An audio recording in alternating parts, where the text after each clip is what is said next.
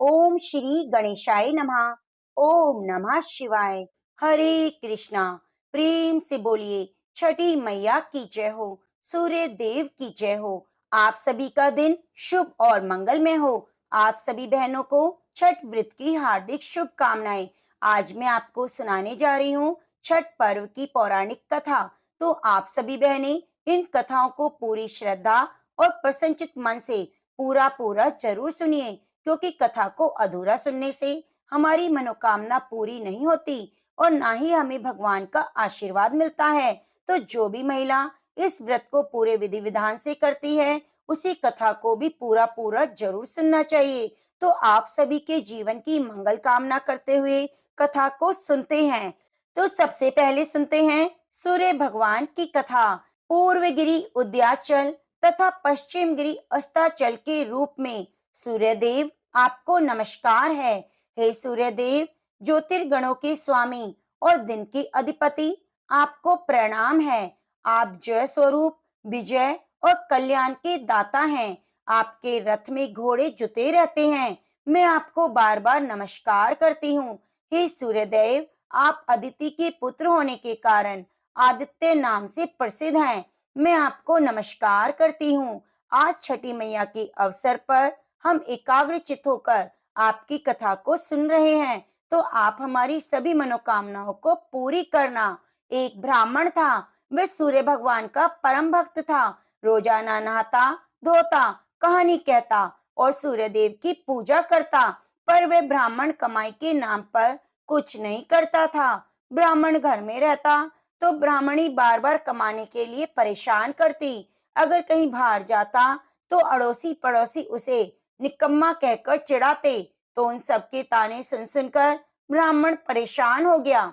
एक दिन वह सुबह नहा धोकर अपने पूजन की सामग्री लेकर जंगल में चला गया और वहां पर सूखे पीपल के पेड़ के नीचे बैठकर पूजा पाठ करने लगा। पूजा पाठ करने के बाद में सूर्य भगवान की कथा कही और वहीं पीपल के पास एक सूखा तालाब भी था। उसमें थोड़ा सा पानी था। तो उसी पानी से लोटा भरकर सूर्य भगवान को जल चढ़ाया। जैसे ही ब्राह्मण ने सूर्य देव को जल चढ़ाया तो वह पूजा का जल बहकर पीपल और सूखी तलाई में आ गया। जल के वहां जाते ही सूखा हुआ पीपल हरा भरा हो गया और सूखी जो तलाई थी वह साफ पानी से भर गई। उस जल में सूर्य भगवान दिखाई देने लगे। ब्राह्मण से कहने लगे, ब्राह्मण तुम मांग, क्या मांगता है? तो ब्राह्मण ने यह सुना तो वह डर गया और सोचने लगा कि पीपल में लगता है कोई भूत है। रोज सुबह वह पूजा करता तो उसे वही आवाज सुनती। सुन सुनकर चिंता के कारण वह ब्राह्मण तो बिल्कुल दुबला पतला हो गया। तो एक दिन ब्राह्मणी ने सोचा कि ब्राह्मण को गए हुए बहुत दिन हो गए, चलो आज जाकर उनकी खोज खबर लेकर आती हूँ। तो यह सोचकर ब्राह्मणी भी जंगल में आई। तो जैसे ही ब्राह्मणी ने ब्राह्मण को देखा तो आश्चर्यचकित हुई और पूछने लगी कि आपको क्या हो गया, इतने दुबले पतले कैसे हो गए? तो ब्राह्मण ने सारा हाल बताया। तो ब्राह्मणी ने ब्राह्मण की सारी बात सुनकर कहा कि आपके जल चढ़ाने के बाद में यह आवाज आती है, तो मुझे तो लगता है कि सूर्य भगवान स्वयं आते हैं। कल अगर आपको फिर से वही आवाज सुनाई दे तो सब कुछ मांग लेना। तो ब्राह्मण ने कहा, कैसे मांगू? मुझे तो मांगना नहीं आता। ज्यादा कुछ कहना होगा तो मैं भूल जाऊंगा। तुम मुझे कोई ऐसी तरकीब बताओ जिससे कम शब्दों में ज्यादा मिल जाए। तो ब्राह्मणी कहने लगी, तुम इस प्रकार कहना, नौखंडे के महल के अंदर सोने के पालने में पड़पोते को दास दासियों द्वारा खिलाते हुए अपनी आंखों से देखूं। इस प्रकार लंबी उम्र, महल, बेटे पड़पोते, बहुएं, धन सब कुछ मिल जाएगा। तो ब्राह्मण सुनकर कहने लगा, मुझे तो समझ नहीं आया। तो ब्राह्मणी कहने लगी, धन होगा तभी तो सोने का पालना, दास दासियां होंगी। आंखें घुटने ठीक हो गए तो वह अपने पोते को पालने में झुला सकोगे, देख सकोगे। बेटे बहू होंगे तभी तो पड़पोते के दर्शन होंगे। यह सुनकर ब्राह्मण ने कहा, हाँ ठीक है, अब मुझे सब कुछ समझ में आ गया। दूसरे दिन जैसे ही ब्राह्मण ने स्नान करके पूजा पाठ की, सूर्य देव को अर्घ दिया तो आवाज आई। ब्राह्मण ने वैसे ही कहा तो ब्राह्मणी ने समझाया था। सूर्य भगवान ने कहा, देखने में तो भोला लगता है, फिर भी एक बार में सब कुछ मांग लिया। फिर भी तुमने जो मांगा है, मैं तुम्हें अवश्य दूंगा। जब तेरी इच्छा पूरी होगी, तो ब्राह्मण इस तरह का आशीर्वाद पाकर खुशी खुशी घर की तरफ चल पड़ा। आया देखता है, टूटी फूटी झोपड़ी की जगह एक नौखंडा महल खड़ा था। दास दासियां आ जा रही थीं। तो ब्राह्मण ने कहा, यहाँ पर मेरी झोपड़ी थी, एक बूढ़ी ब्राह्मणी थी, कहाँ गई? उसी समय महल के एक सुंदर औरत गहनों से और सुंदर कपड़ों से सजी हुई बाहर निकलती है और ब्राह्मण से कहती है, आ जाओ स्वामी, ये अपना ही घर है। सूर्य भगवान ने तुम्हारी मनोकामना पूरी कर दी है। तो ब्राह्मण ने कहा, हम इतने धन का क्या करेंगे? तो ब्राह्मणी ने कहा, धन से क्या नहीं होता, दान पुण्य करेंगे, यज्ञ करेंगे, भूखों को भोजन कराएंगे, प्याऊ लगवाएंगे, धर्मशाला बनवाएंगे। तो ब्राह्मणी ने ब्राह्मण के कहे अनुसार वैसा ही किया। अब थोड़े समय में सारी प्रजा राजा की जगह उस ब्राह्मण का गुणगान करने लगी। जब यह बात राजा तक पहुंची, तो राजा ने सुनकर ब्राह्मण को बुलाया और पूछा, कल तक तो आपको खाना भी ना था, अब ये धन कहाँ से आ गया? कहाँ चोरी की? क्या कुछ किया है? मुझे सच सच बताओ। तो ब्राह्मण ने कहा, महाराज, मैंने तो कोई चोरी नहीं की, कोई डाका नहीं डाला, यह तो सब सूर्य भगवान की कृपा से प्राप्त हुआ है। यह कहकर ब्राह्मण ने सारी बात राजा को बता दी। तो राजा ने कहा, हे ब्राह्मण देवता, मेरे पुत्र नहीं, अब तुम बताओ मुझे क्या करना चाहिए? तो ब्राह्मण ने राजा को सूर्य भगवान की पूजा विधि बताई। तो राजा ने वैसा ही किया। राजा के घर 10वें महीने सुंदर पुत्र ने जन्म लिया। अब तो सारे लोग सूर्य भगवान की जय जयकार करने लगे। हे सूर्य भगवान, जैसे अपने ब्राह्मण और राजा की मनोकामना पूरी करी, वैसे सबकी करना। कहानी कहने सुनने वाले, हुंकारा भरने वाले की करना। तो प्रेम से बोलो, सूर्य भगवान की जय हो, छठी मैया की जय हो। अब आइए सुनते हैं छठी मैया की पौराणिक कथा। पौराणिक कथा के अनुसार त्रेता युग में माता सीता और द्वापर युग में द्रौपदी जी ने छठ पूजा का व्रत रखकर स्वयं अपने दुखों को दूर किया था। राजा प्रियव्रत ने भी इस व्रत को किया, क्योंकि उनके कोई संतान नहीं थी। उन्होंने महर्षि कश्यप को अपने दुख के बारे में बताया। महर्षि कश्यप ने उन्हें पुत्रेष्टि यज्ञ करने की सलाह दी। यज्ञ के दौरान आहुति देने के लिए खीर बनाई गई और खीर प्रियव्रत की रानी मालिनी को खाने को दी गई। खीर खाने से रानी गर्भवती हुई। उन्होंने एक पुत्र को जन्म दिया, लेकिन दुर्भाग्य से बच्चा मृत पैदा हुआ। राजा प्रियव्रत पुत्र के शव को लेकर शमशान घाट गए और दुख में डूबकर अपने प्राण त्यागने वाले थे। तभी ब्रह्मा जी की मानस पुत्री देवी षष्ठी प्रकट हुई। देवी ने राजा से कहा, मैं सृष्टि की मूल प्रकृति के छठे अंश से उत्पन्न हुई हूँ, इसलिए मेरा नाम षष्ठी है। तुम मेरी पूजा करो और लोगों में इसका प्रचार करो। तब देवी षष्ठी के कहने पर राजा प्रियव्रत ने कार्तिक मास के शुक्ल पक्ष की षष्ठी तिथि को विधि विधान से उनका व्रत किया।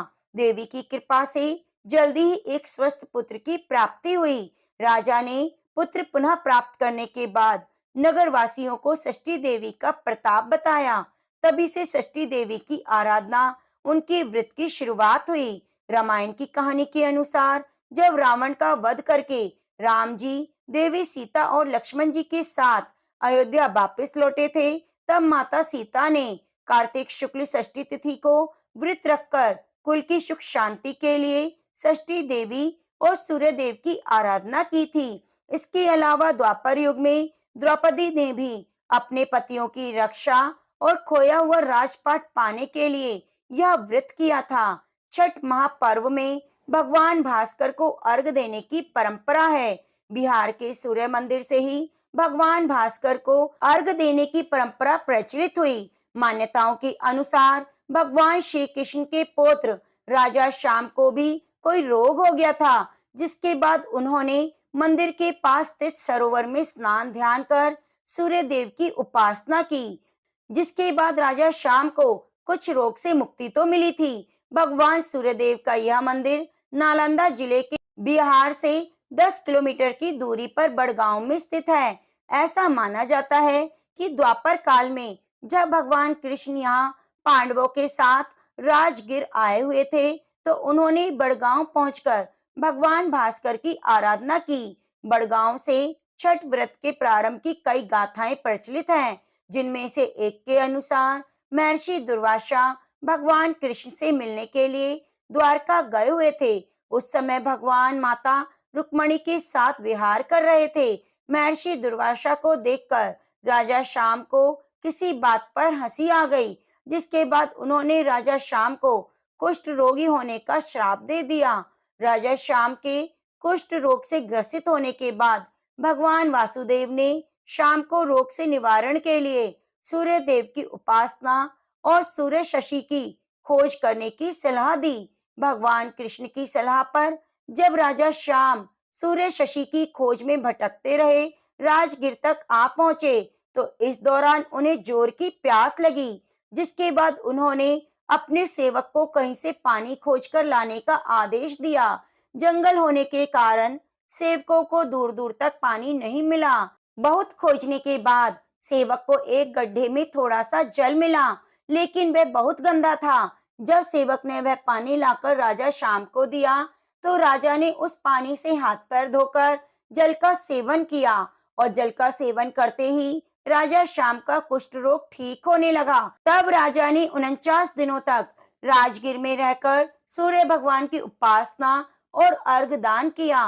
तब जाकर राजा श्याम को महर्षि दुर्वासा के श्राप से मुक्ति मिली। पौराणिक कथा के अनुसार एक परिवार में माँ बेटा और उसकी बहू रहती थी। बूढ़ी माँ छठ माता की परम भक्त थी। वे हर साल छठ माता का व्रत किया करती, परंतु बहू नए विचारों वाली थी। वह पूजा पाठ में विश्वास नहीं रखती। एक बार जब बूढ़ी अम्मा छठ माता की पूजा की तैयारी कर रही थी, तो बूढ़ी अम्मा का बेटा आम की लकड़ी तोड़कर ला रहा था और पूजन सामग्री भी बाजार से खरीद कर ला रहा था।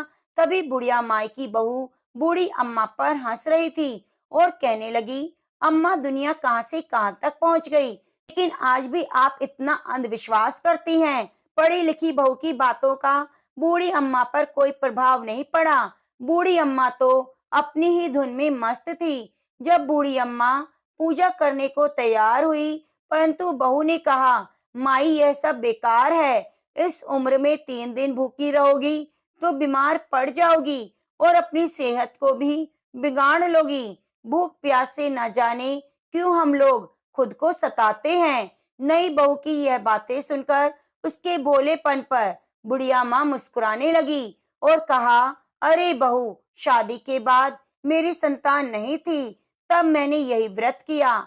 छठी मैया ने मेरी पुकार सुनी। तुझे पता है बहू, यह तेरा पति भी छठी मैया का ही प्रसाद है। यह अंधविश्वास नहीं है। बहू माता का कण कण में निवास है। मेरी बात को मानो और तुम भी छठी मैया का व्रत कर लो। छठी मैया तेरी भी गोद भर देगी। परंतु वह नए युग की सोच वाली बहू किसी की कहाँ सुनने वाली थी। वह मुंह टेढ़ा करके सासू माँ से बोली, मुझको कौन सा दुख है, पर मैं इस पूजा पाठ को करने वाली नहीं। इतना सुंदर पति मिला है, जीवन में सब कुछ है, आलीशान घर है, दिन रात मस्त रहती हूँ। पूरे गांव में मुझ जैसा धनवान कहाँ है। सासू माँ कर्म प्रधान है, इस दुनिया में बाकी सब बेकार की बातें हैं। सासू माँ ने लाख समझाया, पर बहू पर कोई असर नहीं हुआ। वे नास्तिक थी और बार बार छठी माता की बुराई किए जा रही थी। तब उसका पति वहां आया। उसने भी उसको समझाने की कोशिश की। उसने कहा, देखो, देवी देवताओं के आगे अहंकार करना ठीक नहीं। तुम भी व्रत और पूजा करो, माँ का सहयोग करो। लेकिन वह अपने पति की भी बात को मानने को तैयार नहीं थी। वह सीधी सीधी बोली, मुझे नहीं पढ़ना इस अंधविश्वास के चक्कर में। पति भी थक गया। उसे समझाते समझाते बोला, ठीक है, तुम्हें जो करना है वह करो। मैं तो छठ माता का घाट सजाने जा रहा हूँ, जिससे मेरी माँ छठी मैया के श्री चरणों में अपना सिर को झुका सके।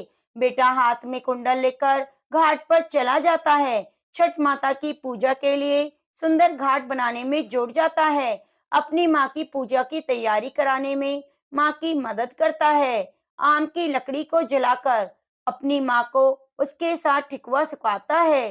पूरे भक्ति भाव से दोनों माँ बेटे छठ का पर्व मनाते हैं। बूढ़ी अम्मा के बेटे ने घर और द्वार को गाय के गोबर से लीपा। उसी समय उसकी पत्नी पाँव में सैंडल पहने हुए वहां से गुजरती है और कहती है, हाय पता नहीं ये कौन सा त्योहार है, पूरे घर को गोबर ही गोबर बना दिया। अब तो घर से बाहर निकलना मुश्किल है, ऐसे गोबर की दुर्गंध आ रही है। और उसने अपने पति से कहा, तुम और तुम्हारी माँ बहुत बड़े भक्त बनते हैं, देखो जी आपके बदन से भी गोबर की बदबू आ रही है, अब तो नहाकर ही आना। बहू की बातें सुनकर बूढ़ी अम्मा बहू को समझाती है, अरे बेटा तुझे नहीं पता, गोबर को तो जो तू दुर्गंध कह रही है, उस गोबर में ऐसे रसायन पाए जाते हैं जिसके लीपने से घर की बहुत सारी बीमारियां कोसों दूर चली जाती हैं। इतना सुनकर बहू और बिगड़ गई, झुंझलाकर बोली बूढ़ी अम्मा से कि पहले तो लकड़ी पर ठेकुआ बनाया, अब गोबर से लीप कर पूरे घर को बदबू बदबू कर दिया। तो उसका बेटा बीच में आकर बोला, अरे प्रिय तुम माता से क्यों झगड़ा करती हो, चलो अब जाकर तैयार हो जाओ, छठ माता के घाट पर जाने का समय हो गया है। बैंड बाजे को बुलाकर दोनों उठकर सब घाट पर चल दिए। पीछे पीछे बूढ़ी माँ गीत गाते गाते जा रही थी, पर बहू को तो इन सब बातों में रुचि ना थी। वह तो सज धज कर मटक मटक कर चल रही थी। बूढ़ी अम्मा और उसके बेटे ने बहू को बहुत समझाया, तो बहू अपने पति और सासू माँ के साथ घाट पर चली जाती है। जैसे ही घाट पर पहुंचती है, वह पूजा की बजाय मेला घूमने में लग जाती है। कुछ देर बाद उसका पति बहू को वहां ना पाकर ढूंढने लग जाता है, तो कहीं हलवाई की दुकान पर स्वादिष्ट पकवान का आनंद उठाते नजर आती है। वह उससे आकर कहता है, ये क्या करती हो तुम, यहाँ तक आई हो तो माँ के साथ बैठो। तो पत्नी ने झुंझलाकर कहा, ना जी मैं पूजा पाठ में नहीं बैठने वाली, ना घाट पर जाने वाली हूँ, मैं तो मेला घूमूंगी, जमकर खाऊंगी, तुम पूजा पाठ करो, मेरा पूजा पाठ से कोई लेना देना नहीं। इसकी बहस आपस में सब लोग देख रहे थे। शर्मिंदा होकर पति वहां से चला गया और छठ के घाट की ओर जाने लगा। जैसे वह नहाने के लिए डुबकी लगाता है तो वह डूब जाता है। डूबता डूबता जोर जोर से चीखने लगता है, बचाओ बचाओ, लेकिन किसी को भी यह आवाज कहाँ से आ रही थी पता नहीं चल रहा था। कोई तो जाओ ढूंढ कर लाओ, यही सब चिल्लाने लगे। जैसी बूढ़ी अम्मा को पता चलता है कि उसका बेटा नदी में डूब गया, वह छाती पीट पीट कर रोने लगती है। छठी माता से सवाल करने लगती है, अरे माँ मैं माँ हूँ और तुम भी माँ हो, तुम कैसी माँ हो जिसने एक माँ से उसका बेटा छीन लिया। जब से मेरी शादी हुई मैं पिछले 30 साल से पूजा करती आ रही हूँ।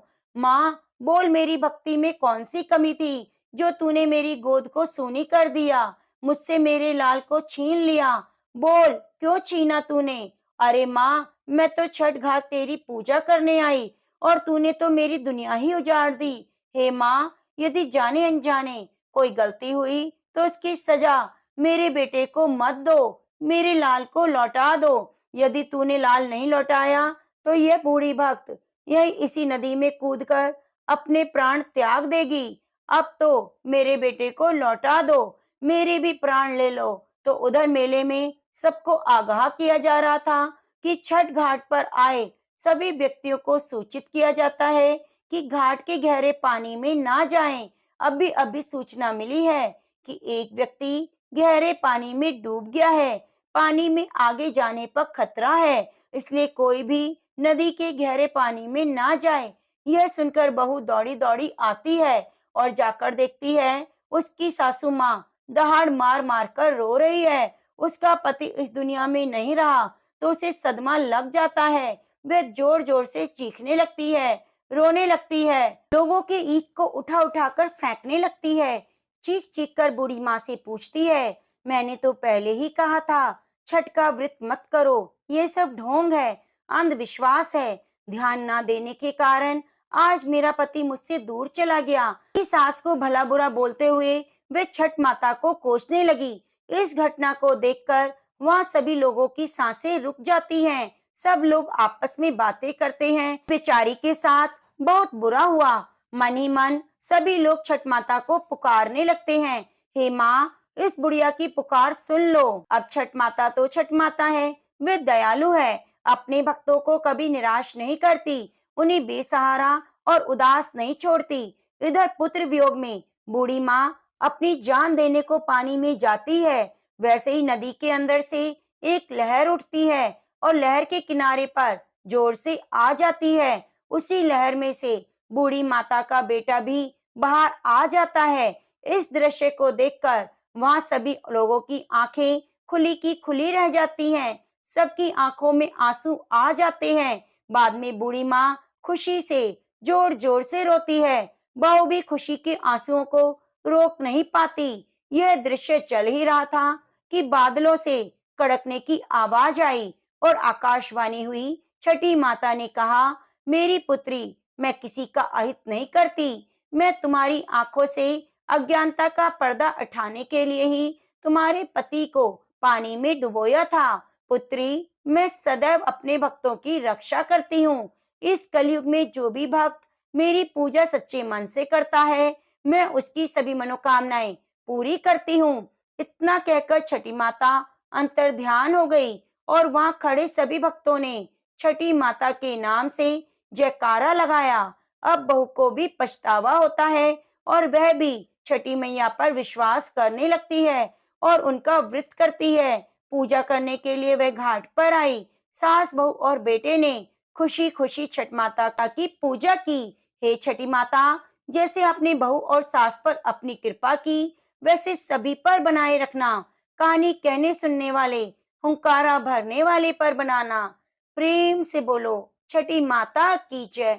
अब आइए सुनते हैं गणेश भगवान की कथा, क्योंकि गणेश भगवान की कथा हमें हर कथा में जरूर सुननी चाहिए। का मेला लग रहा था, सब मेले में जा रहे थे। एक छोटी सी लड़की थी, अपनी माँ से जिद करने लगी, मैं भी मेले में जाऊंगी। तो उसकी माँ बोली, बहुत भीड़ है, कहीं गिर जाएगी। लड़की नहीं मानी तो उसकी माँ ने 2 लड्डू और 1 घंटी में पानी दिया और बोली, एक लड्डू गणेश जी महाराज को खिलाकर पानी पिला देना, दूसरा लड्डू तू खा लेना, पानी पी लेना। लड़की मेले में चली गई। मेला खत्म होने पर सब अपने घर आने लगे, पर लड़की वहीं बैठ गई। एक लड्डू तुमको दूं, एक लड्डू मुझको। इस प्रकार सारी रात बीत गई। गणेश जी ने सोचा, अगर लड्डू नहीं खाऊंगा तो ये लड़की घर नहीं जाएगी। ये छोटा सा रूप बनाकर आ गए और लड़की से एक लड्डू लेकर खाया और पानी पी लिया और कहा, कुछ मांग ले। लड़की बोली, अन्न मांगू, धन मांगू, लक्ष्मी मांगू, 9 खंड महल मांगू, बांदी मांगू, खूंटी हार, सेज भरतार, रुंझुन बैल, बस इतना ही मांगू। गणेश जी बोले, छोटी सी तो दिखती है, पर सब कुछ तो मांग लिया। अब अपने घर पर जा, तुझे सब कुछ मिलेगा। घर आई तो लड़की की माँ बोली, इतनी देर कहाँ रही? लड़की बोली, मैं गणेश जी को लड्डू खिलाकर पानी पिलाकर आई हूँ। गणेश जी की कृपा से उसके घर पर सब कुछ हो गया। हे गणेश जी महाराज, जैसे अपने इस लड़की को दिया, वैसे सब किसी को देना। कहानी कहने सुनने वाले ओंकार प्रिय भक्तों, अब आइए सुनते हैं दूसरी पौराणिक कथा। एक राजा था, उसकी 7 रानियां, 7 बहुएं और 7 बेटे थे। तालाब खुदवा दिया, तालाब में पानी नहीं आया। उन्होंने बहुत प्रयत्न करके देखे कि इसमें पानी क्यों नहीं आया। उन्होंने ज्योतिषियों से पूछा तो ज्योतिषी बोले, इसमें नाती की बलि चढ़ाओगे तो पानी आसानी से आ जाएगा। अब क्या था, राजा बड़ी ही दुविधा में पड़ गया, क्योंकि वे राजा थे और नगर का पालन पोषण करना उनकी जिम्मेदारी थी। नगर में अकाल पड़ा था, नगर में पानी की त्राही त्राही थी। लोग राजा को दोष देने लगे कि राजा ने तालाब तो खुदवा दिया, पानी नहीं आया, हम तो प्यासे मर जाएंगे। यह सब देखते हुए राजा बड़े दुखी हुए। रानी ने अपनी बड़ी बहू से कहा, पुत्री, मैं तुमसे एक चीज मांग रही हूँ। बोली, बोलिए। तो सास ने कहा, अपना लड़का हमें दे दो, हमें उसकी बलि चढ़ानी है। तो बहू ने इनकार कर दिया कि लड़का खिला पिलाकर पाल पोस कर बड़ा किया है, वह कैसे दे दूं। इस तरह दूसरी तीसरी 6 बहुओं से इसी तरह कहा कि हम नहीं देंगे अपने पुत्र को, इतना बड़ा किया है, हम लड़का नहीं देंगे। अब क्या था, रानी ने सोचा कि 7वीं बहू के पास जाने की कोई जरूरत नहीं, क्योंकि वह भी मना कर देगी। इसी असमंजस में 7वीं बहू के पास गई। 7वीं बहू से बोली, हे बहू, कुछ मांगने आई हूँ। बहू बोली, सब आपका है, जो चाहे वह मांग लो। सास बोली, बहू तुम अपना पुत्र मुझे दे दो, हम उसकी बलि देंगे तो तालाब में पानी आ जाएगा। बहू ने आंखों में आंसू भरकर लड़का दे दिया। अब तालाब में इतना पानी आ गया कि वह भर गया। तब कार्तिक माह शुक्ल की पंचमी तिथि आई। महिला तालाब पर नहाने आई। उसने उसी दिन से छठ मैया का व्रत उठाया, नहाए खाए किया। अब क्या था, जैसे ही एक दिन बीता, राजा के घर की सभी महिलाएं ताल पर नहाने गईं। सब जा ही रही थीं, तो ससुर 7वीं बहू से बोले, तुम भी बेटा चली जाओ।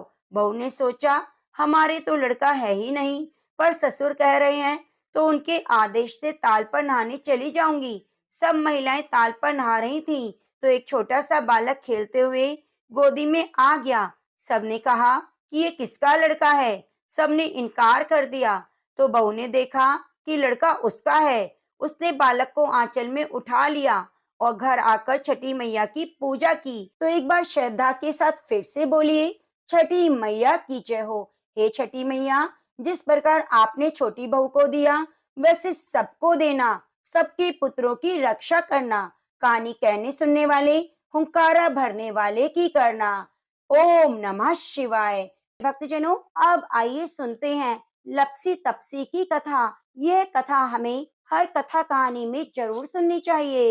एक लपसी था, एक तपसी था। तपसी तो भगवान की तपस्या करता। लपसी रोजाना सवा सेर का हलवा बनाकर भगवान को भोग लगाकर राली हिलाकर जीम लेता। एक दिन दोनों में झगड़ा हो गया। तपसी बोला, मैं बड़ा। तपसी बोला, मैं बड़ा, क्योंकि मैं भगवान की तपस्या करता हूँ। नारद जी बोले, तुम्हारा फैसला मैं करूंगा। दूसरे दिन तपसी नहाकर आने लगा, तो नारद जी ने 1.25 करोड़ का मुंदड़ा तपसी के आगे गिरा दिया। उसने आंखें खोलकर देखा तो मुंदड़ा पड़ा हुआ था। उसने उठाकर पैर के नीचे दबा लिया और तपस्या करने लगा। उधर लपसी ने 1.25 सेर का हलवा बनाकर भगवान को भोग लगाकर ट्राली हिलाकर जीम लिया। इतने में नारद जी आए, दोनों को अपने पास बिठाया। दोनों पूछने लगे, बताओ नारद जी, कौन बड़ा। नारद जी ने तपसी से कहा, अपना पांव हटाओ। पांव हटाते ही मुंदड़ा निकला। तब नारद जी बोले, तुमने इसे चुराया, इसलिए तुम्हारी तपस्या भंग हो गई। लपसी बड़ा है। तपसी कहने लगा, मुझे मेरी तपस्या का फल कैसे मिलेगा। नारद जी बोले, तेरी तपस्या का फल कार्तिक नहाने वाले देंगी। सब कहानी कहकर तेरी कहानी नहीं कहेंगी, कार्तिक का फल तुझे मिलेगा। धोती देकर अंगोछा नहीं देंगी तो उसका फल तुझे मिलेगा। सीधा देकर दक्षिणा नहीं देंगी, ब्राह्मण जिमाकर दक्षिणा नहीं देंगी, दीवा चास के हाथ न जोड़े तो तुझे पुण्य मिलेगा। कपड़ा देकर बटन न लगाए, दाहिने हाथ से नाड़ा बांधे तो सबका फल तुझे मिलेगा। इतना कहकर नारद जी चले गए। तो प्रेम से बोलिए, कार्तिक मास की जय हो।